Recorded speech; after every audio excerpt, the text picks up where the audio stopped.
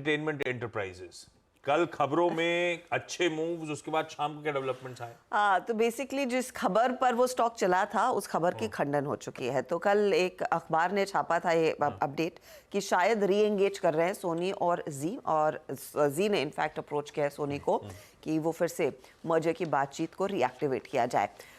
Stock 8% भागा। उसके बाद शाम को मार्केट बंद होने के बाद जी की तरफ से वो क्लैरिफिकेशन आया कि देखिए ऐसा कोई प्लान नहीं है, हम बातचीत वो शुरू फिर से नहीं कर रहे हैं, री एंगेज नहीं कर रहे हैं। लेकिन एक और डेवलपमेंट आई है और ये ब्लूमबर्ग के हवाले से एक आज सुबह में खबर आई है जिसका भी असर स्टॉक पर आज आता हुआ दिखाई देगा। दरअसल ब्लूमबर्ग कह रहा है कि सेबी दरअसल कंपनी की वैसे भी जांच कर रही थी जहां पर फंड डाइवर्जन के इश्यूज सामने उभर कर आ रहे थे, और जो अब आंकड़ा देखने को मिल रहा है ब्लूमबर्ग की रिपोर्ट के लिहाज से वो अनुमानित अमाउंट से 10 गुना ज्यादा है, यानी कि 2000 करोड़ का फंड डाइवर्जन का डर है। ये दरअसल ब्लूमबर्ग की रिपोर्ट कह रही है और ये सेबी से जो सोर्सेज से इंफॉर्मेशन उनके हाथ लगी है उनकी तरफ से अपडेट है।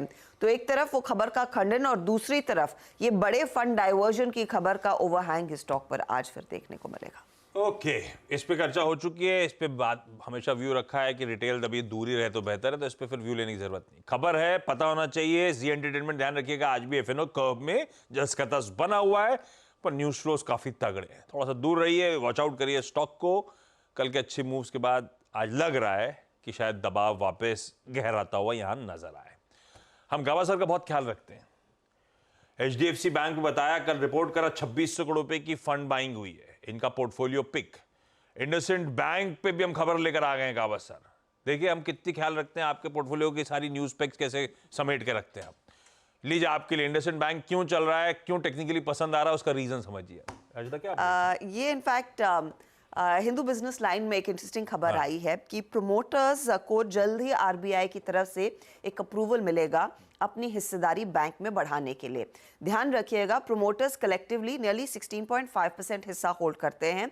इन्होंने आरबीआई को आवेदन दिया था कि ये दरअसल अपने स्टेक को 26% तक ले जाना चाहते हैं। इस फिस्कल के अंत तक यानी कि 31 मार्च तक आरबीआई की तरफ से अप्रूवल आ सकता है, ये वो रिपोर्ट कह रही है। अगर ये अप्रूवल आ जाता है तो 26% ये अपनी हिस्सेदारी बढ़ा पाएंगे। ऑफ कोर्स उस लिहाज से इनके वोटिंग राइट्स भी और मजबूत होते हुए दिखाई देंगे।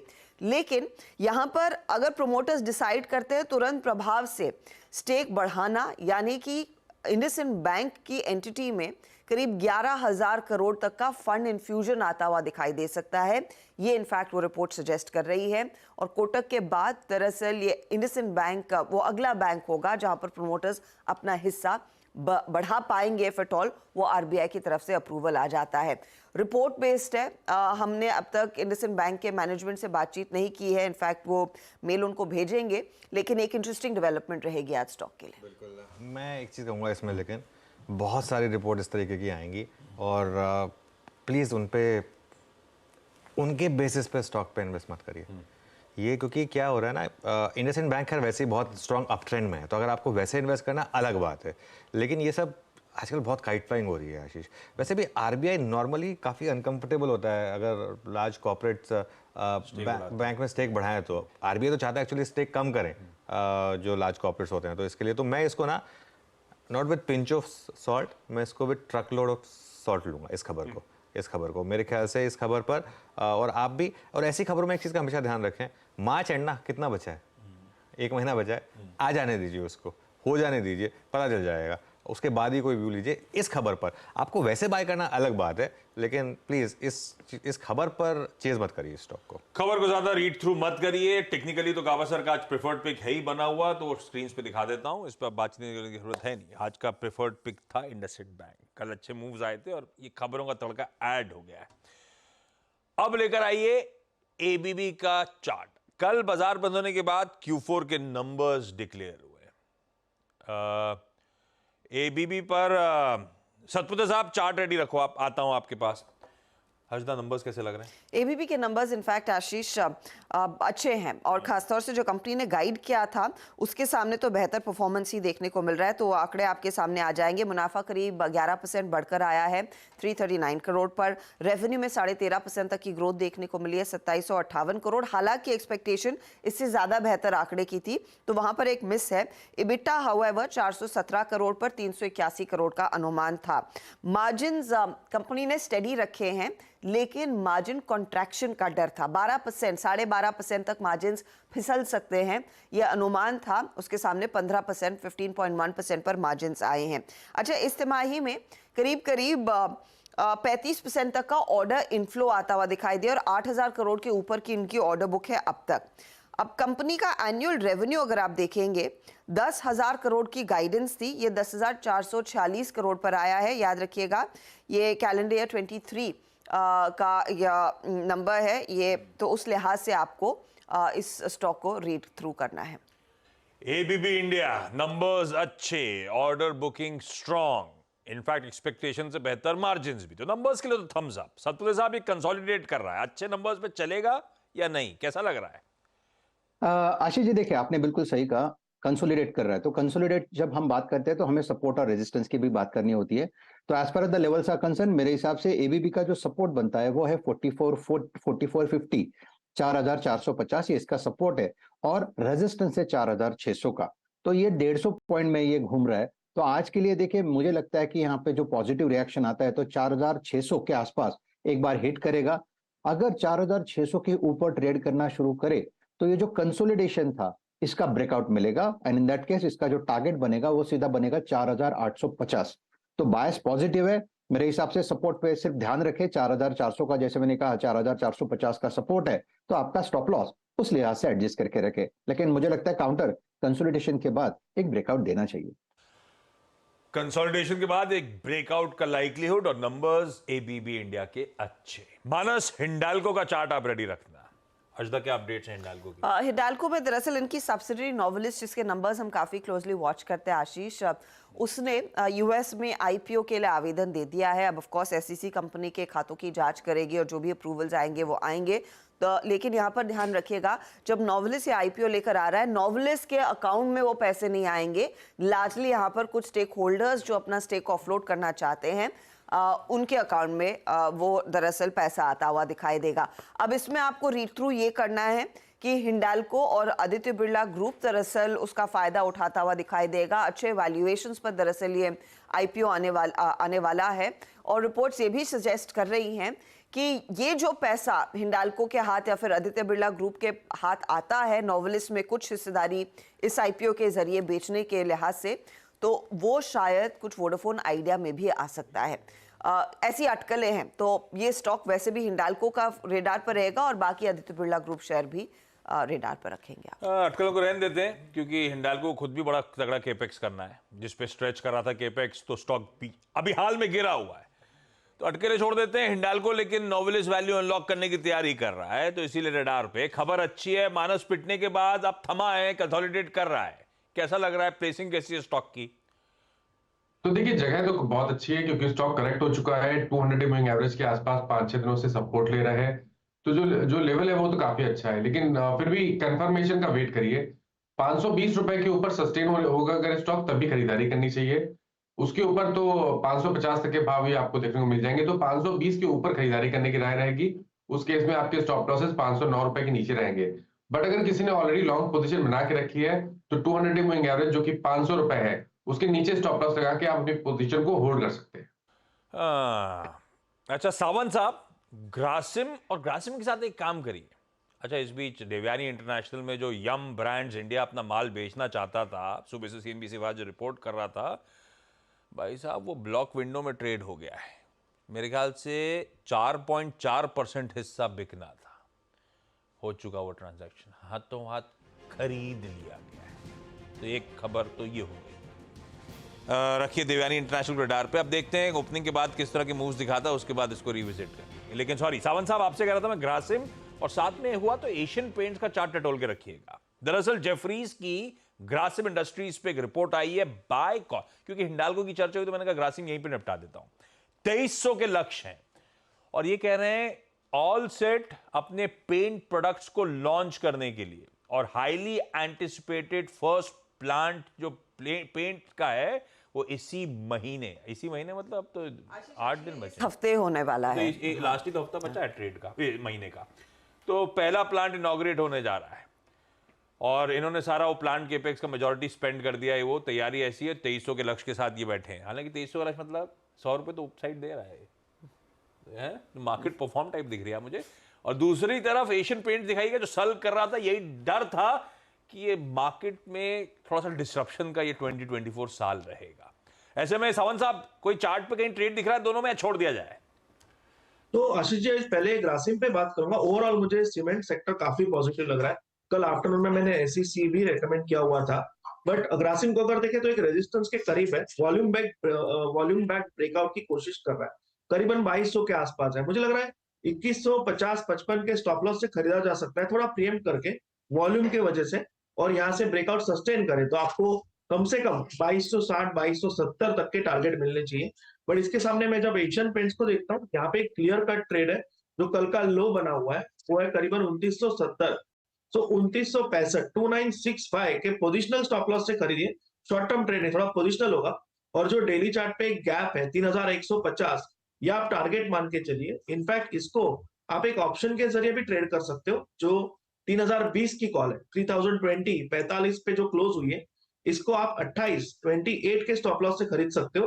टारगेट आप रख सकते हो 70 से लेके 75 का। सो दोनों ही तरीके से एशियन पेंट्स हो सकता है। और ग्रासिम में जैसे मैंने कहा, वॉल्यूम की वजह से आप एक प्रीएम्प्ट ब्रेकआउट करके लॉन्ग जा सकते हैं। ओके, अच्छा, इस बीच बाकी सारे इंपॉर्टेंट स्टॉक्स न्यूज कौन कौन से? अजदा, क्या क्या रडार पे? और आज इनफैक्ट आप क्योंकि मेंशन कर रहे थे देवयानी इंटरनेशनल, वो 871 करोड़ की लार्ज डील हो चुकी है, जहां पर यम इंटरनेशनल 4.4% हिस्सा बेचने वाला था।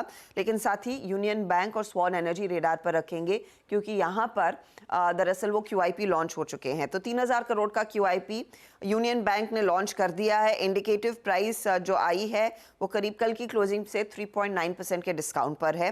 साथ ही साथ स्वॉन एनर्जी 4000 करोड़ का QIP लॉन्च कर रहा है। इसकी फ्लो प्राइस करीब 703 रुपये 29 पैसे है। कल अफवाह थी कि ये QIP लॉन्च होगा और आज वो लॉन्च हो चुका है।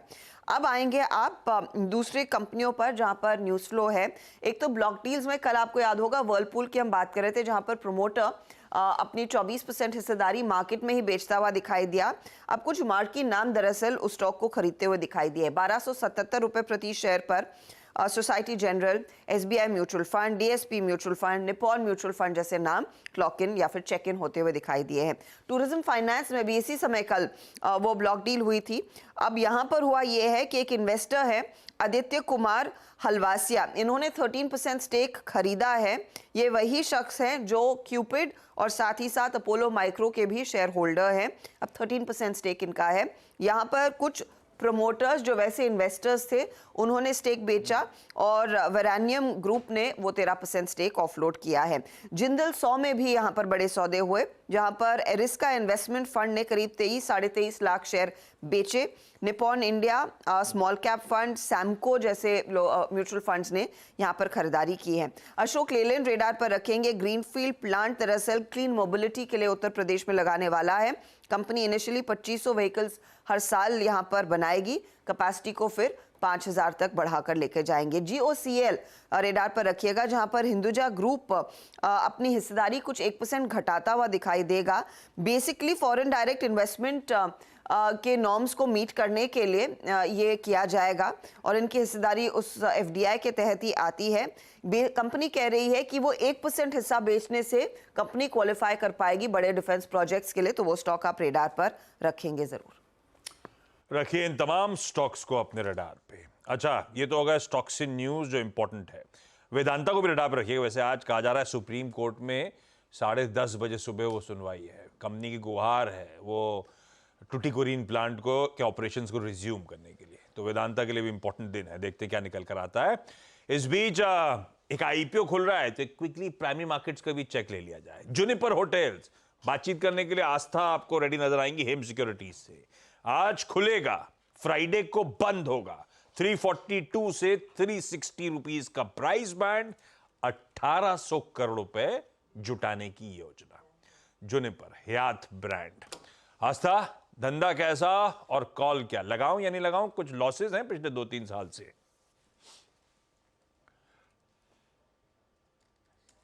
आज गजब है, सब म्यूट पे हैं। आस्था, आवाज नहीं आ रही है, अनम्यूट करना पड़ेगा। Sorry. Good morning Ashish ji. Good बिल्कुल, morning। यहाँ पे देखा जाए तो आपने सही बोला, कंपनी लॉसेस में है लास्ट कुछ ईयर से। तो सबसे पहले रेटिंग दूंगी, सब्सक्राइब की तो रेटिंग है, लेकिन लॉन्ग टर्म के लिए लगाइए। लिस्टिंग गेन के दिन, लिस्टिंग डे के दिन मुझे लगता है बहुत ही लिमिटेड लिस्टिंग गेन होने की यहाँ पे उम्मीद है। तो रिस्क ले सकते हैं तो लिस्टिंग गेन के लिए लगाइए, नहीं तो लॉन्ग टर्म के लिए लगा सकते हैं। अब इसके पीछे के मैं कारण बोलती हूँ। बिल्कुल, यहाँ पे देखा जाए तो कंपनी के पास 7 होटल्स जो इनके पोर्टफोलियो में है, वो 7 होटल्स है इनके पोर्टफोलियो में, और सराफ ग्रुप और हयात के साथ मिलके ये पूरा होटल डेवलपमेंट का काम चलता है। लॉसेस जरूर है, लेकिन अब 2-3 पॉजिटिव्स हैं जिसकी वजह से मुझे लगता है लॉन्ग टर्म में ये अच्छा परफॉर्म करेंगे। सबसे बड़ा पॉजिटिव, EBITDA मार्जिन हाईएस्ट है इनके पीयर्स में, क्योंकि इनके 40% के EBITDA मार्जिन क्लॉक किए हैं इन्होंने FY23 में, तो वो एक बड़ा पॉजिटिव है। दूसरी तरफ देखा जाए तो लॉसेस तो है, लेकिन अभी इन्होंने रिसेंटली एक सब्सिडियरी का एक्विजिशन किया है, तो आगे जाते हुए उस सब्सिडियरी के फाइनेंशियल्स जब ऐड होंगे तो EBITDA और बढ़ता हुआ नजर आएगा। तो वो एक पॉजिटिव मुझे यहाँ पे लगता है। और देखा जाए तो इनका, क्योंकि one of the object of issue debt का रीपेमेंट और प्रीपेमेंट है, तो जो इनकी डेट की कॉस्ट है 10.8% की, और 1500 करोड़ का जो ये डेट पे करेंगे वो भी डायरेक्टली बॉटम लाइन में ऐड होगा। तो इन सभी पैरामीटर्स के चलते मैंने सब्सक्राइब की रेटिंग दी, क्योंकि मुझे लग रहा है कि लॉन्ग टर्म में ये बढ़िया परफॉर्म करेगा। लिस्टिंग डे के दिन की बात करें तो रिस्क ले सकते हैं, तो बहुत ही मिनिमम लिस्टिंग गेन के लिए भी लगा सकते हैं, लेकिन मेन पर्सपेक्टिव लॉन्ग टर्म का रख के लगाने की राय रहेगी। ओके, चलिए भाई, लंबी अवधि के लिहाज से चाहे तो इसमें निवेश किया जा सकता है, सब्सक्राइब किया जा सकता है। हाँ। जोड़ूंगा, मुझे IPO अच्छा लग रहा है वैसे। और आज हम इसकी मैनेजमेंट से बात करेंगे 10 बजे, तो उनसे थोड़े सवाल पूछूंगा मैं। तो जुड़िएगा आज हमारे साथ 10 बजे, आज उनकी मैनेजमेंट जुड़ने वाली है हमारे साथ। लेकिन ब्रांड अच्छा है, प्लस क्या है ना, ये सेक्टर अच्छा है। अब इस सेक्टर में ज़रूरत है हमको और स्टॉक्स की। अब तक ले दे के एक ही नाम होता था, इंडियन होटल। उसके बाद फिर ऑब्वियसली लेमन ट्री था, वो भी पिछले 4-5 साल में लिस्ट हुआ था। उसके बाद एक वो सामी होटल लिस्ट हुआ। सामी होटल्स के भी काफ़ी ब्रांड्स जैसे मैरिट वगैरह के, ये हयात ब्रांड है जैसे। तो ये एक अच्छी चीज़ है कि थोड़ा सा ये सेक्टर जो है ना, हमको थोड़ा सा ब्रॉडन करने की ज़रूरत है। ऐसा अच्छा है थोड़ी सी और लिस्टिंग हो ऐसे होटल स्टॉक्स की, तो एक अच्छा अपने को एक बैरोमीटर मिलेगा। वरना ले दे के सब सिर्फ इंडियन होटल्स ही लेते हैं, तो एटलीस्ट ऑप्शन होना चाहिए और स्टॉक्स लेने का। रखिए रडार पे और 10 बजे जुड़िएगा, IPO की बारीकियां वहां पे जान लेंगे। एक काम करें, अब तो ट्रांजिशन का समय है, मुनाफे की तैयारी पूरी डिटेल में बातचीत हो गई, सेकेंडरी और इवन प्राइमरी मार्केट्स की समेटते हैं और अब शुरुआत करते हैं पहला सौदा की।